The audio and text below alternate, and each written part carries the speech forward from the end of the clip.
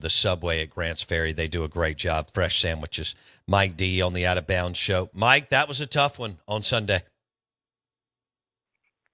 Yeah, it was. It was a game that they had an opportunity to win, and it slipped away from them. A few plays they didn't make.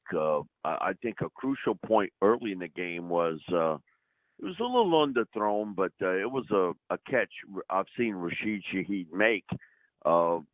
He dropped one in the end zone on a throw from Derek Carr. But they got beat up front, offensive, defensive lines. And it sort of was surprising. But then you think about it, in the third play of the game, you lose Eric McCoy. I've talked about this so many times to you, different people, about when you lose your center, how much that means to your football team. Because he's kind of the timepiece. Kevin Mawai, he comes to Louisiana Line Camp every year, and we'll always talk about offensive line play, and he brings that up to me about when I hear you talk about the center play, it just brings a smile to my face, because I know, having played that position, what it means.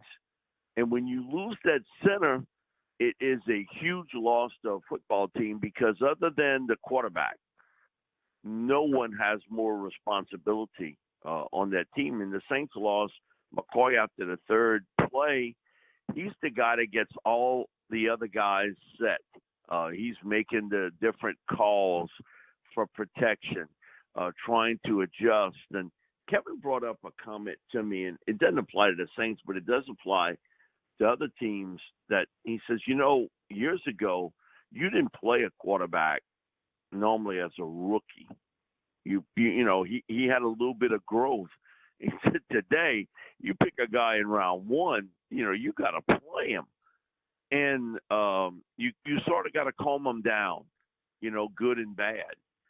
That Washington Center, he ain't got to worry about that with Jaden Daniels. Jaden, sometimes you got to, look for a pulse, because he's the coolest cat in the joint, so to speak. But losing McCoy was a big loss for the Saints, and you could tell, man, did Jalen Carter have a great game, and he's got immense talent. We all saw it at Georgia. He could take over a football game.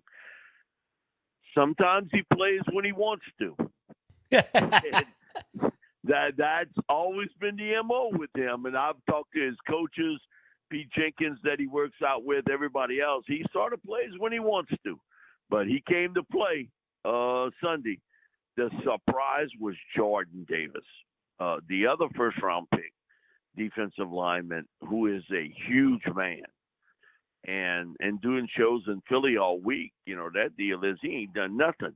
All he does is lean on people. He doesn't make plays. He made plays Sunday. And those two Georgia players sort of took over the football game, along with Zach Bourne.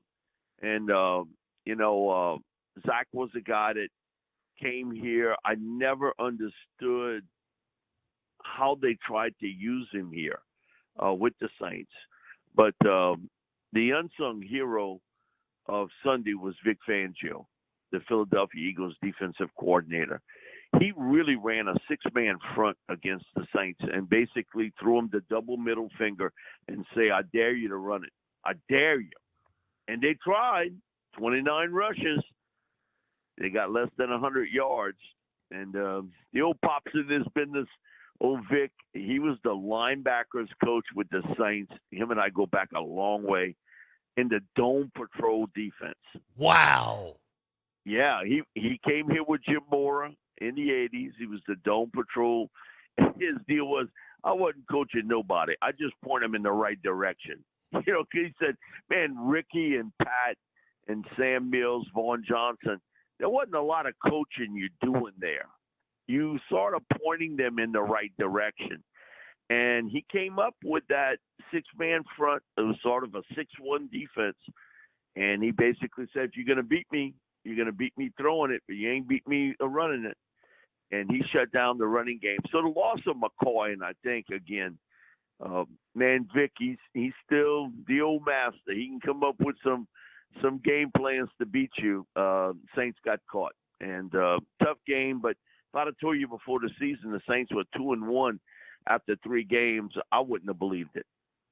Wow. So I'll take that 2-1. That was a tough loss, and you could have been a W, but 2-1 at this stage, I'll take it. This team has never been a team to get out of the blocks real quick. It wasn't like that with Sean, and it wasn't really like that with Dennis Allen, even though last year it was 2-1 at the same stage. It didn't look like what we've seen. This year looks a lot better than what we've seen in years past.